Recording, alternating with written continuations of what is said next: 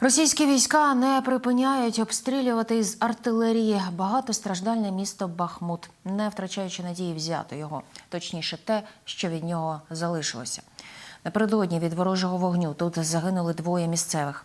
Але попри постійну артилерійську канонаду, відсутність умов та нові руйнування, у місті залишаються близько 15 тисяч людей. А дехто навіть повертається у Бахмут на зиму.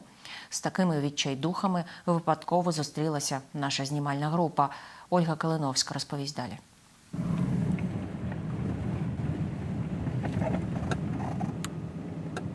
У майже порожньому і ще більше розбитому, ніж місяць тому Бахмуті, найперше, де зустрічаємо людей біля будівлі ритуальних послуг. Тут безплатно заряджають мобільні телефони. Завтра прийду, пауербанк не зарядився.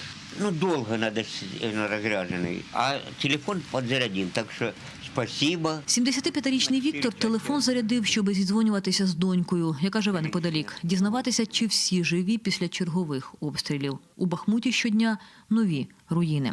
У нас тут мой дом нормально, а так другие. Вчера вот пошел в кафе, это на центральной разрушено, пролетело.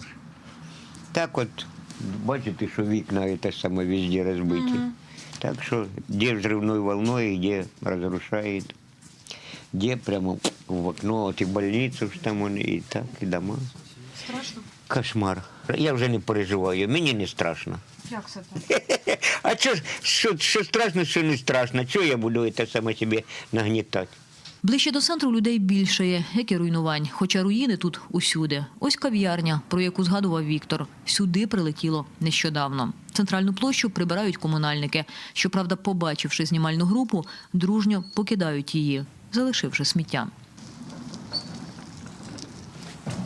Тут на площі у самісінькому серці міста хтось живе. На це вказують залишки багаття, свіжі дрова та банки від консерв. Колонка, звідки можна набрати води зі свердловини – ще одне традиційне місце збору бахмутчан. У місті вже давно немає ні світла, ні газу, ні води. Окупанти відкинули жителів на років 100 назад. Разве это жизнь? Это выживание просто. Ни света, ни воды, в поисках дров. Сейчас надо кушать приготовить, рубать все, ветки везде ходить собирать. У меня муж не ходит. Ну как, он не лежачий, ну как, с палочкой.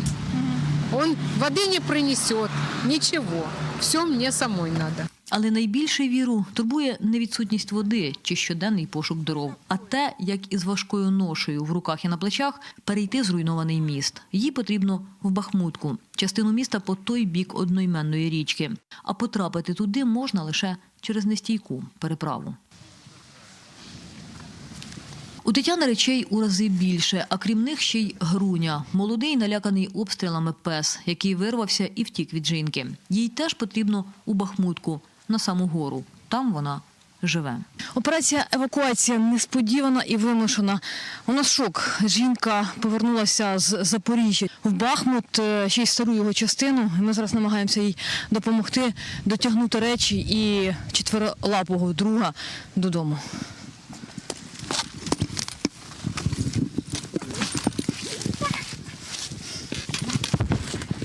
Дорогою додому Тетяна розповідає, тікаючи від війни, виїхала з Бахмуту в Запоріжжя 2 місяці тому, коли будинки сусідів склалися як карткові. Спершу сама, потім повернулася, щоби вивезти з охопленого війною міста Груню. Днями знайома сказала Тані, що у Бахмутці тихіше.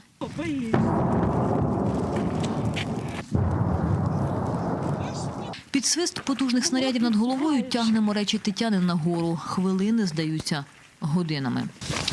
Сейчас увидите, почему я начала ехать и почему я приехала. Ось, мене дуже цікавить, чому ви приїхали.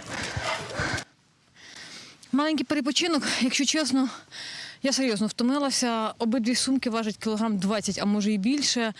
Чесно кажучи, я не уявляю, як жінка збиралася все це дотягнути сама додому.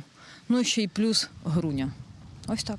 Метр за метром долаємо крутий підйом і ось нарешті Таня вдома. Але потрапити до будинку по-людськи не вдається. Хвіртку заклинило від ударної хвилі. Ну, пролезайте. Вікна вибиті всередині гармидер через ударну хвилю від вибуху та мародерів, які залазили в оселю жінки. На вулиці не вщухають обстріли. Але Тетяна щаслива. Какая красота дома. Я там не могла, там мы снимали дом теплый, и это, котел горит, все. А я не могу этот комфорт переносить, вот, потому что знаешь, что тут непонятно что. Живой дом, не живой. Ну и вот это рвалось сюда, ночью почти не спала. Чи спатиме вона тут і як? Велике питання. Ми прощаємося і швиденько біжимо до авто, час від часу присідаючи від противного свисту снарядів над головою, які потужно розриваються десь у місті.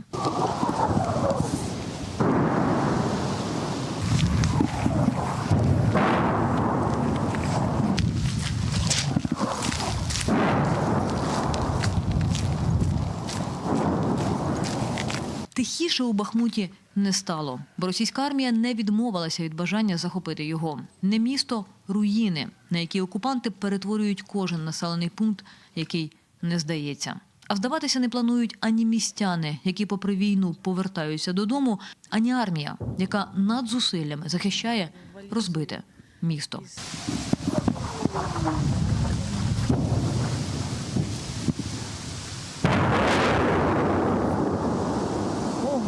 З Донеччини Ольга Калиновська, Сергій Клименко, Сергій Малін, 5 канал.